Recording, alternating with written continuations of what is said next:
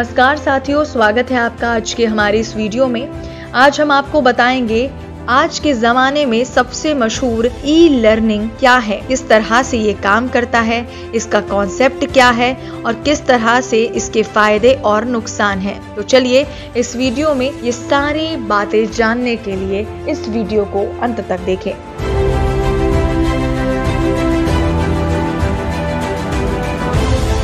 E learning. Internet की इस दुनिया में आपने ई लर्निंग या ई शिक्षा के बारे में जरूर सुना होगा, लेकिन क्या आप जानते हैं कि आखिर ऑनलाइन लर्निंग या फिर ई लर्निंग क्या है? कई सारे ऐसे लोग हैं जिन्हें इसके बारे में पर्याप्त जानकारी नहीं है।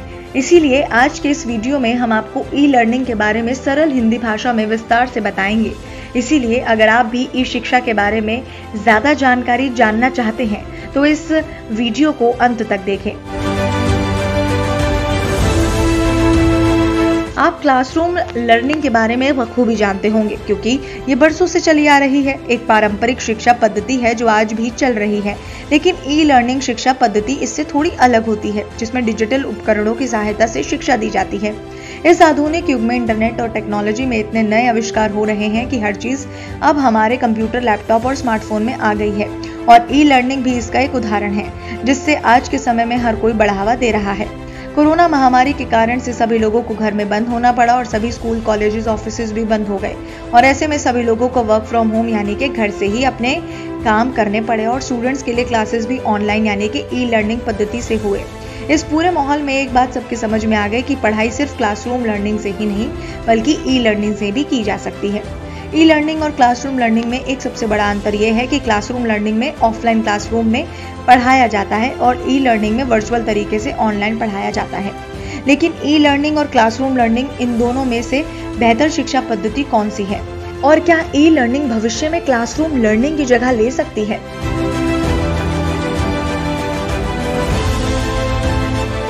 ई लर्निंग क्या है? ई लर्निंग का मतलब इलेक्ट्रॉनिक लर्निंग है, अर्थात इलेक्ट्रॉनिक डिवाइस और डिजिटल मीडिया के माध्यम से एजुकेशन लेना ई लर्निंग कहलाता है। ई शिक्षा के विभिन्न रूप हैं, जिसमें वेब आधारित लर्निंग, मोबाइल आधारित लर्निंग या फिर एम लर्निंग, कंप्यूटर आधारित लर्निंग, वर्चुअल क्लासरूम और वेब निराश इत्यादि शामिल हैं। आज से कई साल पहले ई लर्निंग का कॉन्सेप्ट आया था। दुनिया इसके प्रति उतनी सहज नहीं थी। लोगों ने इसके बारे में कई बातें कही, परंतु जैसे जैसे टेक्नोलॉजी और ऑनलाइन लर्निंग सिस्टम में सुधार हुआ तो ई लर्निंग और अधिक पॉपुलर हो गया।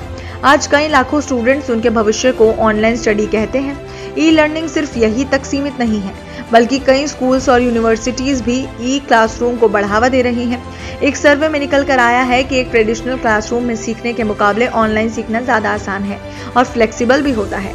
वो इसलिए क्योंकि ऑनलाइन लर्निंग में एक भविष्य को सिखाने के लिए विभिन्न तकनीकों का उपयोग होता है, जैसे कि audio, video recordings, quizzes, surveys, games, presentation, discussion group etcetera. इनके अलावा कई दूसरे तरीके भी उपयोग में लिए जाते हैं।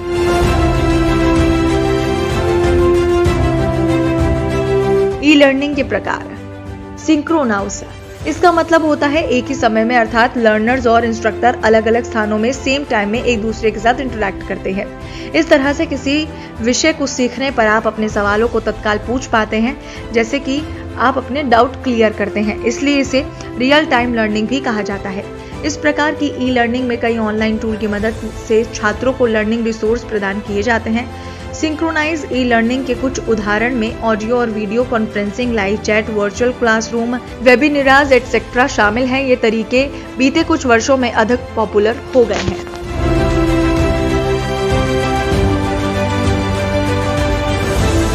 असिंक्रोनाउस, इसका मतलब है एक समय में नहीं, अर्थात यहाँ लर्नर्स और इंस्ट्रक्टर के बीच वास्तविक समय में इंटरैक्ट करने का कोई कॉन्सेप्ट नहीं है, बल्कि जानकारी पहले ही मौजूद होती है।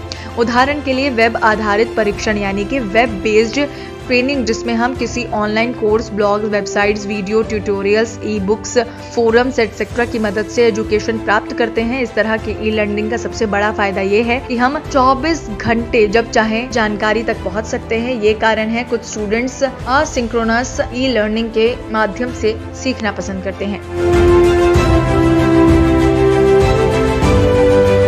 ई लर्निंग का कॉन्सेप्ट क्या है? उम्मीद है अब तक आप ई लर्निंग किसे कहते हैं ये समझने में सफल रहे होंगे। तो चलिए अब ई लर्निंग के पीछे की अवधारणा क्या है इसको थोड़ा समझते हैं। जब पहली बार ई लर्निंग शब्द 1999 में लॉस एंजलिस के CBT सिस्टम सेमिनार में प्रयोग किया गया था, तब इंटरनेट और इलेक्ट्रॉनिक डिवाइस अधिकतम लोगों के पास नहीं होते थे, जिससे उस समय ई लर्निंग को उतना बढ़ावा नहीं मिल पाया। परंतु जैसे जैसे इंटरनेट यूजर की संख्या बढ़ने लगी तो लोगों को ई लर्निंग का कॉन्सेप्ट भी समझ आने लगा। असल में ई शिक्षा को बढ़ावा देने के पीछे कई अवधारणाएं हैं। उदाहरण के लिए ये उन स्टूडेंट्स के लिए वरदान बन सकता है जिनको एजुकेशन लेने के लिए दूर जाना पड़ता है। पर्यावरण के हिसाब से भी ई लर्निंग को बढ़ावा मिला है, क्योंकि ये एक पेपरलेस लर्निंग है। पारंपरिक शिक्षा के अंतर्गत उन स्टूडेंट्स को बेहतर एजुकेशन मिल पाता है जो अच्छे स्कूल में शिक्षा प्राप्त है, जबकि ई लर्निंग के अंतर्गत आप अपने हिसाब से लर्निंग रिसोर्सेज को चुन सकते हैं। तो ट्रेडिशनल लर्निंग की ऐसी ही कई समस्याओं को हल करने के लिए ई शिक्षा के कॉन्सेप्ट को लाया गया।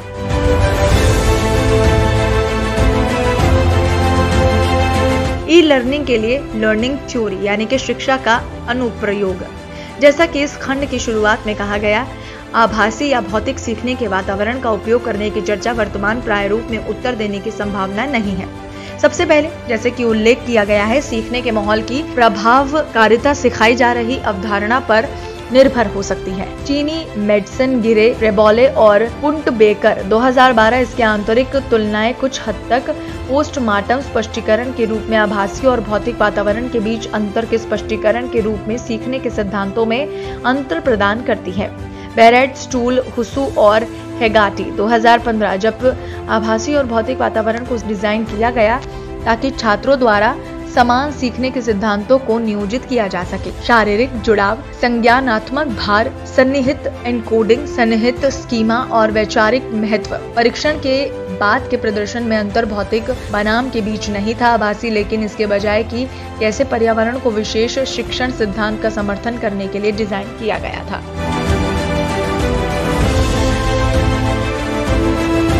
आत्म नियमन, स्वयं विनियमता शिक्षण कई अवधारणाओं को संदर्भित करता है जो सीखने में प्रमुख भूमिका निभाते हैं और जिनकी ई लर्निंग में महत्वपूर्ण प्रासंगिकता है। बताते हैं कि स्वयं विनियम विकसित करने के लिए सीखने के लिए पाठ्यक्रमों को छात्रों को स्वयं रणनीतियों और कौशल का अभ्यास करने के लिए अवसर प्रदान करने चाहिए। स्वयं नियम एवं छात्र के सामाजिक स्रोतों जैसे कि माता पिता और शिक्षकों से दृढ़ता संबंधित है। इसके अलावा स्टाइनबर्ग 1996 ने पाया कि उच्च उपलब्धियों वाले छात्रों में आमतौर पर उच्च उम्मीद वाले माता पिता होते हैं जो अपने बच्चों की बारीकी से निगरानी करते हैं। शैक्षिक वातावरण के साथ स्वयं विनियमित शिक्षार्थी आमतौर पर अपने शैक्षणिक लक्ष्य निर्धारित करते हैं और अपने लक्ष्य को प्राप्त करने के लिए प्रक्रिया में निगरानी और प्रतिक्रिया करते हैं। शुंक का तर्क है छात्रों को न केवल अपने कार्यों को बल्कि उनकी अंतर्निहित उपलब्धि संबंधित अनुभूतियों, विश्वासों, इरादों और प्रभावों को भी विनियमित करना चाहिए। इसके अलावा अकादमिक स्वयं विनियम भी छात्रों को ई लर्निंग पाठ्यक्रमों में अच्छा प्रदर्शन करने की उनकी क्षमता में विश्वास विकसित करने में मदद करता है।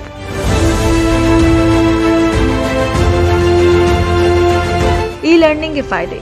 ई लर्निंग का सबसे बड़ा फायदा यह है कि आप अपने कंफर्ट के हिसाब से सेल्फ पेस्ड से एनी टाइम और एनीवेयर सीख सकते हैं, यानी आपको समय और स्थान की कोई पाबंदी नहीं है। जब आप क्लासरूम में टीचिंग करते हैं, यदि आपसे कोई क्लास छूट जाए तो आपको उस विषय को खुद से सीखना होगा, जबकि ई लर्निंग के माध्यम से आप वेब बेस्ड कंटेंट को अनलिमिटेड टाइम तक एक्सेस कर सकते हैं और बार बार देखकर समझ सकते हैं। ऑनलाइन लर्निंग के माध्यम से सीखना काफी हद तक कॉस्ट इफेक्टिव होता है क्योंकि आपको बुक्स या किसी दूसरे कोर्स मटेरियल्स पर पैसा खर्च नहीं करना पड़ता। अगर आप किसी वजह से स्कूल या कॉलेज नहीं जा पाते तो आप वेब बेस्ड लर्निंग की मदद से किसी भी विषय को सीख सकते हैं। ई लर्निंग एनवायरनमेंट की दृष्टि से भी लाभदायक है क्योंकि यहाँ जानकारी को किताब के बजाय वेब में स्टोर किया जाता है, जिससे हमारे पर्यावरण को बचाने में मदद मिलती है।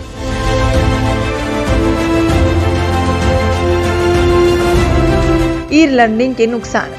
अगर आप अपने सीखने को लेकर गंभीर हैं तो ऑनलाइन लर्निंग में कोई परेशानी नहीं है, परंतु आप में सेल्फ डिसिप्लिन नहीं है तो आप बिना कहे पढ़ाई नहीं करते तो ई लर्निंग में आपको पढ़ाई के लिए कहने वाला कोई नहीं होगा। ई लर्निंग आपको कभी भी स्कूल क्लासरूम जैसा लर्निंग एनवायरनमेंट नहीं दे सकता, तो इसमें आप टीचर के साथ फेस टू फेस इंटरेक्शन कर पाते हैं। सरल विषयों को तो आप ई लर्निंग के माध्यम से सीख सकते हैं, लेकिन अधिक कॉम्प्लेक्स सब्जेक्ट या ऐसे विषय जिनको प्रैक्टिकल के द्वारा समझना मुश्किल होता है, ऑनलाइन लर्निंग उतना ही उसमें कारगर नहीं है। तो अगर आप ई लर्निंग के माध्यम से पढ़ने की सोच रहे हैं तो आपको इसके लिए कई मुश्किलों का सामना भी करना पड़ेगा, क्योंकि ई लर्निंग कभी भी स्कूल या कॉलेज की जगह नहीं ले सकता। हाँ, ये है कि आपके द्वारा की जाने वाली एक्स्ट्रा क्लासेस की जगह जरूर ले सकता है।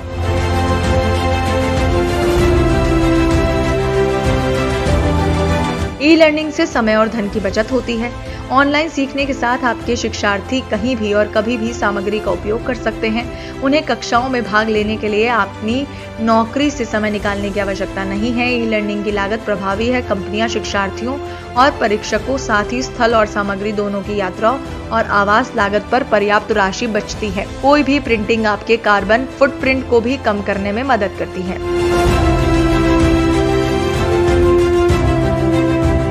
ई लर्निंग से बेहतर प्रतिधारण होता है। आधुनिक शिक्षार्थी काटने के आकार के स्वादात्मक सामग्री पसंद करते हैं। वो मैनुअल के पन्नों को पढ़ने के बजाय एक वीडियो देखना या पॉडकास्ट सुनना पसंद करते हैं। ई लर्निंग टूल सीखने वाले डिजाइनरों को सामग्री को इंटरैक्टिव बनाने में सक्षम बनाता है। सामग्री जितनी अधिक आकर्षक होगी, शिक्षार्थी उतना ही बेहतर जानकारी याद रखेगा। अगर उन्हें सीखने में मजा आता है तो वो काम पर अवधारणाओं को याद करने और लागू करने में सक्षम हो सकते हैं। ई लर्निंग सुसंगत। आमने सामने के स्रोतों में प्रत्येक परीक्षक का शिक्षण का अपना तरीका होता है। प्रत्येक दृष्टिकोण और शैली में विभिन्न होते हैं और गलतियों के लिए अति संवेदनशील होता है। आप ई लर्निंग से इन मुद्दों को खत्म कर सकते हैं। ऑनलाइन शिक्षण हर बार सुसंगत और मानकीकृत परीक्षण प्रदान करता है। प्रत्येक शिक्षार्थी एक ही अनुभव से गुजरता है, भले ही वो पाठ्यक्रम को कब और कहां ग्रहण करे।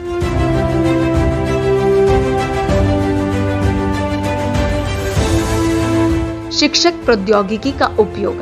कंप्यूटरिंग तकनीक शिक्षकों द्वारा नहीं बनाई गई थी। स्कूलों में इसके उपयोग को बढ़ावा देने वालों और इसके साथ पढ़ाने वालों के बीच बहुत कम परामर्श हुआ है। शिक्षा के लिए प्रौद्योगिकी खरीदने के निर्णय अक्सर राजनीतिक निर्णय होते हैं। इन तकनीकों का उपयोग करने वाले अधिकांश कर्मचारी उनके साथ बड़े नहीं हुए हैं। कंप्यूटर प्रौद्योगिकी का उपयोग करने के लिए शिक्षकों का परीक्षित करने में इसके उपयोग में उनके आत्मविश्वास में सुधार हुआ, लेकिन परीक्षण सामग्री और वितरण की शैली से काफी असंतोष था। संचार तत्व विशेष रूप से परीक्षण के कम से कम संतोषजनक हिस्से के रूप में उजागर किया गया था, जिसके द्वारा कई शिक्षकों का मतलब ऑनलाइन परीक्षण देने के लिए वीएलई और चर्चा मंचों का उपयोग करना था। लिस्क 2002 ऑनलाइन सीखने के लिए तकनीकी सहायता, हार्डवेयर तक पहुंचने की कमी, शिक्षक की प्रगति की खराब निगरानी और ऑनलाइन ट्यूटर्स द्वारा समर्थन की कमी। एस्किऑन्स ऑनलाइन परीक्षण वितरण डेविस 2004 द्वारा उठाए गए कुछ मुद्दे थे। नई पीढ़ी वेब 2.0 सेवाएं मल्टीमीडिया समृद्ध ई लर्निंग पाठ्यक्रमों के लेखन और प्रसार के लिए अनुकूलन योग्य सस्ते प्लेटफॉर्म प्रदान करती है और इसके लिए विशेष सूचना प्रौद्योगिकी